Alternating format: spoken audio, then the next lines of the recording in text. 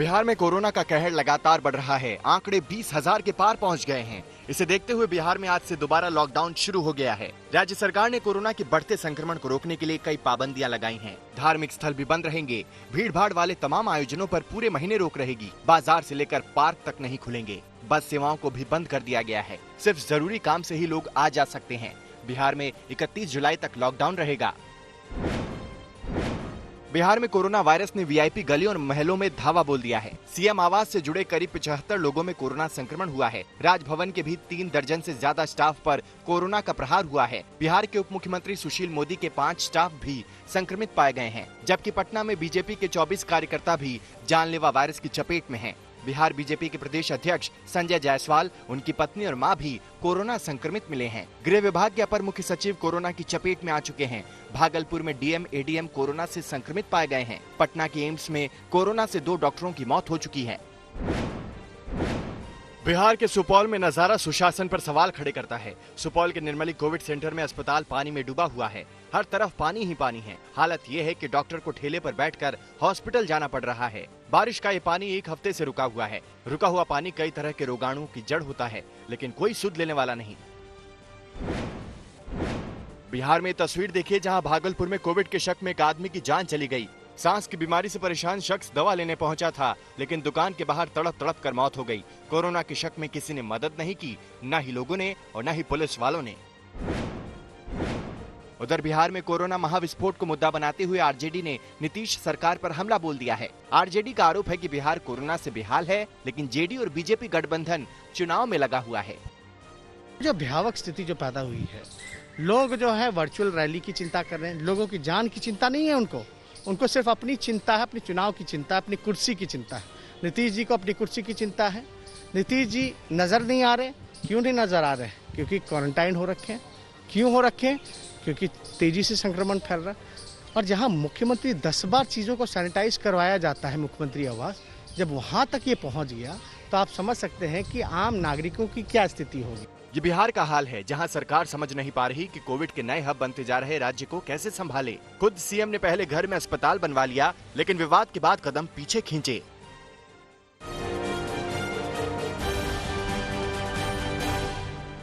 अमिताभ बच्चन की तबीयत पर लोगों की दुआओं का असर हो रहा है। उनकी हालत में लगातार सुधार हो रहा है और इसी बीच अमिताभ ने अस्पताल से एक नया ट्वीट किया है। अमिताभ ने लिखा है कि सभी से ईर्ष्या, घृणा करने वाले, असंतोषी, क्रोधी, सदा संदेह करने वाले और पराये आश्रय जीने वाले, ये 6 प्रकार के मनुष्य हमेशा दुखी रहते हैं। अतः यथासंभव इन प्रवृत्तियों से बचना चाहिए।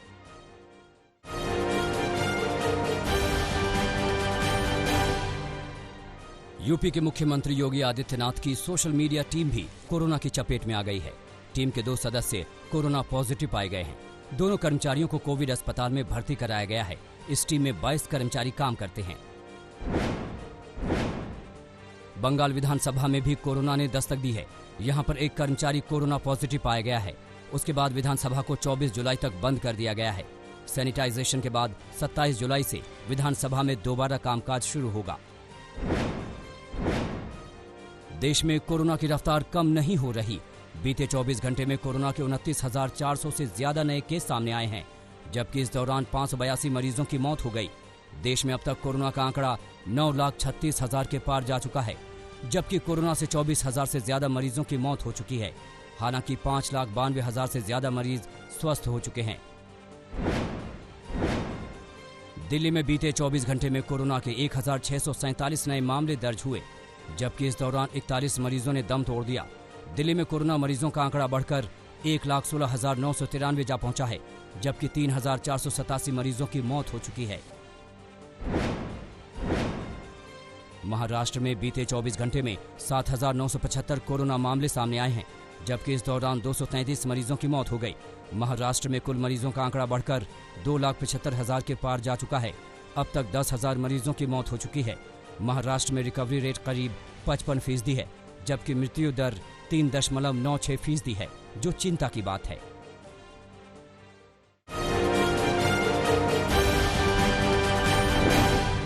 मुंबई में मौसम तूफानी हो गया है। मंगलवार से मायानगरी में मूसलाधार बारिश हुई और महज 2 घंटे में ही हालात बेकाबू हो गए।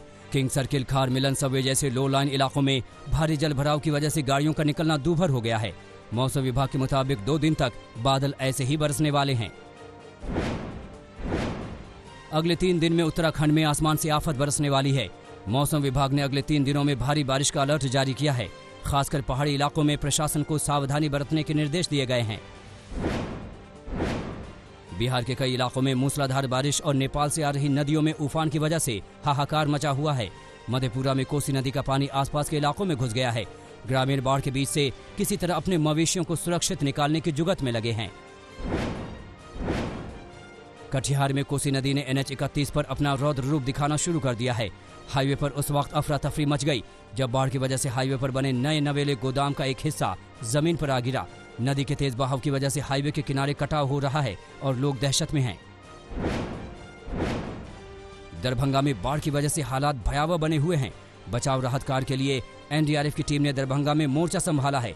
बाढ़ग्रस्त इलाकों में फंसे हुए लोगों को राहत शिविर पहुंचाया जा रहा है। हालांकि प्रशासन का कहना है कि हालात नियंत्रण में हैं। नेपाल के तराई इलाकों में हो रही बारिश की वजह से अररिया से बहने वाली सभी नदियां उफान पर हैं। बाढ़ की वजह से मदनेश्वर धाम शिव मंदिर परिसर जलमग्न हो गया है। आसपास के गांवों में नदी का पानी भर गया है। बाढ़ से लगातार हालात बदतर होते जा रहे हैं। मुजफ्फरपुर में बागमती नदी के जलस्तर में 1 फीट की कमी आई है, लेकिन बाढ़ का कहर जारी है। करीब 500 परिवारों ने बागमती बांध पर मवेशियों के साथ शरण ली है। पावर स्टेशन में बाढ़ का पानी भरने से नदी के आसपास के इलाकों में बिजली बंद हो गई है। लोगों को बाहर निकालने के लिए प्रशासन ने नाव का इंतजाम किया है।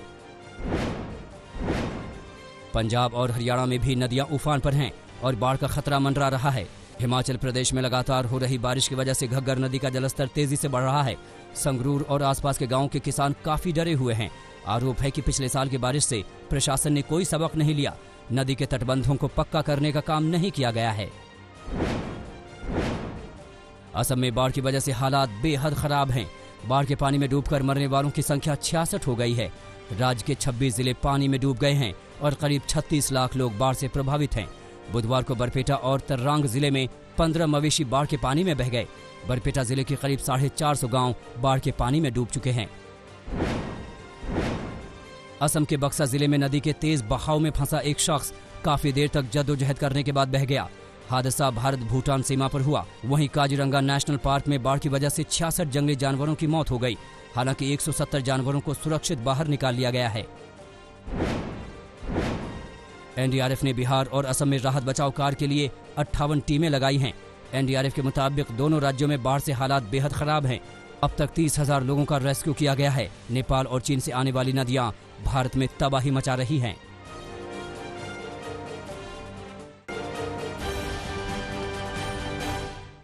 गैंगस्टर विकास दुबे एनकाउंटर केस की FIR में हैरान करने वाला खुलासा हुआ है। एनकाउंटर में मारे जाने से पहले विकास दुबे ने STF के CEO तेज बहादुर के सीने पर गोली मारी थी, लेकिन बुलेट प्रूफ जैकेट हो पाने के कारण उनकी जान बच गई थी।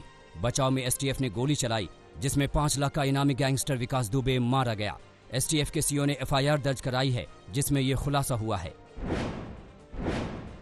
FIR में यह भी बताया गया है कि उज्जैन से कानपुर आते वक्त विकास दुबे की गाड़ी कई बार बदली गई थी।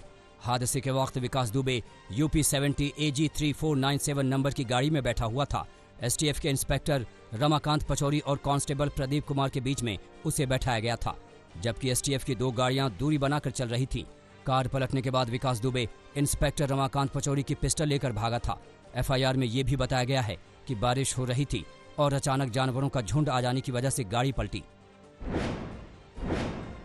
कानपुर शूटआउट के मेन कड़ी राहुल तिवारी भी सामने आ गया है। ये वही शख्स है जिसकी FIR के बाद पुलिस बिकरू गांव में विकास दुबे के यहां दबिश देने गई थी। राहुल ने पुलिस को बताया कि विकास दुबे ने रास्ते से उसे उठा लिया था और घर में जमकर मारा पीटा भी था।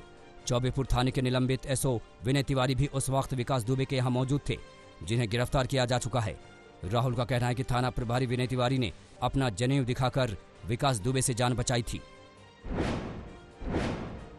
कानपुर शूटआउट में अब तक पुलिस ने 4 आरोपियों को गिरफ्तार किया है, जबकि विकास दुबे गैंग के 6 गुर्गे एनकाउंटर में मारे गए हैं। पुलिस ने 8 पुलिसकर्मियों की हत्या के आरोप में 21 लोगों के खिलाफ नामजद रिपोर्ट दर्ज की है। पुलिस ने विकास दुबे के घर से AK-47 और उसके गुर्गे शशिकांत के घर से इंसास राइफल भी बरामद कर ली है।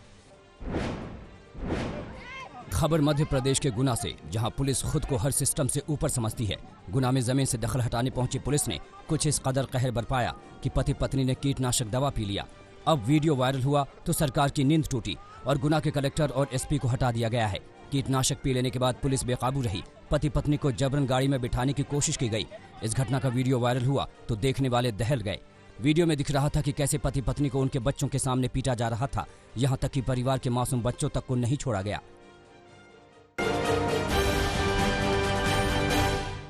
उत्तरी कश्मीर में आतंकियों ने बीजेपी नेता को रिहा कर दिया है, जिन्हें सुपुर जाते वक्त गन पॉइंट पर अगवा कर लिया गया था। उनके घर लौटने के बाद पुलिस ने उनसे पूछताछ की है। बीजेपी नेता मेहराजुद्दीन रफियाबाद में बीजेपी के उपाध्यक्ष हैं और एमसी वाटरग्राम में वाइस चेयरमैन भी हैं। कुछ दिन पहले बांदीपुरा में आतंकियों ने बीजेपी नेता वसीम बारी की गोली मारकर हत्या कर दी थी। गुरुग्राम के अलीपुर गांव की सरपंच के पति को बदमाशों ने गोली मार दी। मनोज अपनी स्कॉर्पियो से जा रहे थे, तभी यूनियन बैंक के पास उन पर घात लगाकर हमला किया गया। उन्हें नाजुक हालत में अस्पताल में भर्ती कराया गया है। पुलिस ने केस दर्ज कर जांच शुरू कर दी है कि सरपंच के पति को गोली क्यों मारी गई। मध्य प्रदेश के मंडला में 5 लोगों की हत्या का सनसनीखेज मामला सामने आया है। 2 भाइयों के बीच प्रॉपर्टी को लेकर लंबे समय से विवाद चल रहा था। एक पक्ष ने दूसरे पक्ष पर धारदार हथियारों से हमला बोल दिया। इसमें स्थानीय बीजेपी नेता रज्जन सोनी, उनके बेटे और बेटी समेत 5 लोग मारे गए। पुलिस ने हत्या के आरोप में उनके भतीजे संतोष और हरी सोनी को गिरफ्तार किया है। अलीगढ़ के एसएसपी दफ्तर में महिलाओं के 2 गुटों में जमकर मारपीट हुई। मामला प्रेम प्रसंग का था। बताया जाता है कि एक लड़की ने प्रेम विवाह कर लिया था। लड़की के घर वालों ने लड़के वालों पर जबरन भगाकर शादी करने के आरोप में केस दर्ज कराया था। पुलिस ने दोनों पक्षों को बयान दर्ज करने के लिए बुलाया था, लेकिन लड़की की बुआ इस दौरान आपा खो बैठी। फिर दोनों पक्षों की महिलाओं के बीच मारपीट शुरू हो गई। गाजियाबाद में हैवानियत की हद पार करते हुए एक शख्स ने बेरहमी से पीट कर कुत्ते को मार डाला। कुत्ते की पिटाई का वीडियो सोशल मीडिया पर वायरल है। पुलिस का कहना है कि हैवानियत करने वाले शख्स का नाम सुनील उर्फ डैनी है। सामाजिक संगठनों की शिकायत के बाद पुलिस ने उसे गिरफ्तार कर लिया है।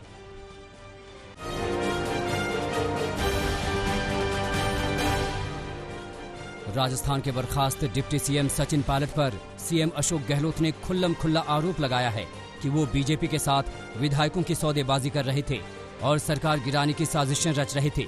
गहलोत ने दावा किया कि उनके पास इस बात के सबूत भी हैं।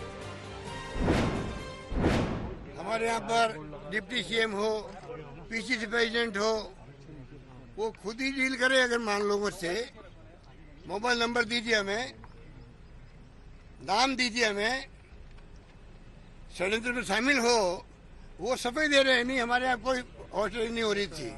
अरे तुम तो खुद ही षड्यंत्र में शामिल थे, तुम क्या सफाई दे रहे हो? सूत्रों से खबर है कि सचिन पायलट पर ऐसे तल्ख आरोप लगाने पर कांग्रेस आलाकमान अशोक गहलोत से नाराज हैं। बुधवार को कांग्रेस नेता रणदीप सुरजेवाला ने एक बार फिर दोहराया कि पायलट की वापसी का रास्ता खुला है, बशर्ते वो अपने समर्थकों को गुरुग्राम के होटल से बाहर लाकर पार्टी फोरम पर बातचीत करने को तैयार हों। सचिन पायलट ने इंडिया टुडे मैगजीन को दिए इंटरव्यू में बीजेपी में शामिल होने की अटकलों को खारिज कर दिया है। पायलट ने इससे भी इनकार किया कि वो पिछले 6 महीनों में सिंधिया, ओपी माथुर या किसी बीजेपी नेता से मिले। हालांकि पायलट ने गहलोत पर यह कहकर खुलकर वार किया कि उनकी वजह से उन्हें राजस्थान सरकार में दरकिनार किया गया। सचिन पायलट समेत 18 बागी विधायकों को राजस्थान विधानसभा के स्पीकर ने नोटिस जारी कर जवाब मांगा है। सभी को 17 जुलाई तक विधानसभा में पेश होने को कहा गया है। प्रशासन की मदद से कई विधायकों के घर के बाहर ये नोटिस चिपका दिया गया है। नोटिस चिपकाने की कार्रवाई ज्यादातर रात के अंधेरे में की गई। बीजेपी ने पायलट और उनके समर्थक विधायकों को नोटिस दिए जाने को गलत ठहराया है। बीजेपी के मुताबिक सदन के बाहर की किसी गतिविधि के लिए स्पीकर विधायकों को ऐसा नोटिस नहीं दे सकते और न ही सदन से उनकी सदस्यता खत्म की जा सकती है। हालांकि बीजेपी ने गहलोत सरकार के खिलाफ अविश्वास मत लाने से भी इनकार कर दिया है। बुधवार को सचिन पायलट गुरुग्राम के आईटीसी ग्रैंड मानेसर होटल पहुंचे, जहां उनके समर्थक विधायकों ने ठिकाना बनाया है। पायलट खेमे में भविष्य की रणनीति और विधानसभा के नोटिस पर जवाबी कार्रवाई के लिए चर्चा हुई। गहलोत कैंप का दावा है कि होटल में ठहरे पायलट कैंप के कई विधायक वापस जयपुर लौटने की तैयारी में हैं और बहुत जल्द फेयरमाउंट होटल में बाकी विधायकों के साथ होंगे।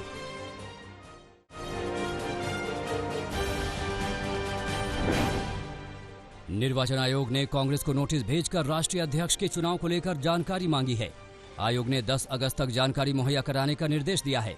आगामी 10 अगस्त को ही सोनिया गांधी का 1 साल का कार्यकाल समाप्त हो रहा है। पिछले साल जब सोनिया गांधी ने कार्यकारी अध्यक्ष की जिम्मेदारी संभाली थी, उस समय 1 साल के भीतर स्थायी अध्यक्ष चुनने की बात कही गई थी। चीन पेंगोंग सो झील के इलाके से पीछे हटने को तैयार नहीं है। सूत्रों के मुताबिक चीन सैन्य कमांडर स्तर की बातचीत में इस बात पर अड़ गया है। भारत और चीन के सैन्य कमांडरों के बीच मंगलवार को करीब 14 घंटे की मैराथन बातचीत हुई। भारत ने भी चीन को दो टूक बता दिया है कि उसे 5 मई से पहले वाली स्थिति में लौटना होगा। इस बीच रक्षा मंत्री राजनाथ सिंह 17 जुलाई को लेह पहुंचेंगे, जहां से वो पाकिस्तान से लगने वाली LOC के दौरे पर जाएंगे। वहां पर रक्षा मंत्री पाकिस्तान बॉर्डर पर रक्षा तैयारियों का जायजा लेंगे, जबकि 18 जुलाई को राजनाथ सिंह LAC इलाके में जाएंगे, जहां पर चीन के साथ तनाव कम हुआ है लेकिन खत्म नहीं हुआ है। वहां पर भी सड़क निर्माण को लेकर सैनिक तैयारियों को देखेंगे। मध्य प्रदेश में विधानसभा उपचुनाव में बीजेपी हर हर मोदी घर घर तुलसी अभियान चला रही है। बीजेपी नेता घर घर जाकर तुलसी के पौधे बांट रहे हैं। इसके अलावा एक पर्चा भी बांटा जा रहा है, जिसमें केंद्र सरकार की उपलब्धियों का बखान है। सांवेर विधानसभा उपचुनाव में बीजेपी तुलसी सिलावट को मैदान में उतारेगी, लिहाजा उनके पक्ष में माहौल बनाया जा रहा है, जबकि कांग्रेस घर घर शिवलिंग बांट रही है। हालांकि अभी तक उपचुनाव की तारीखों का ऐलान नहीं हुआ है।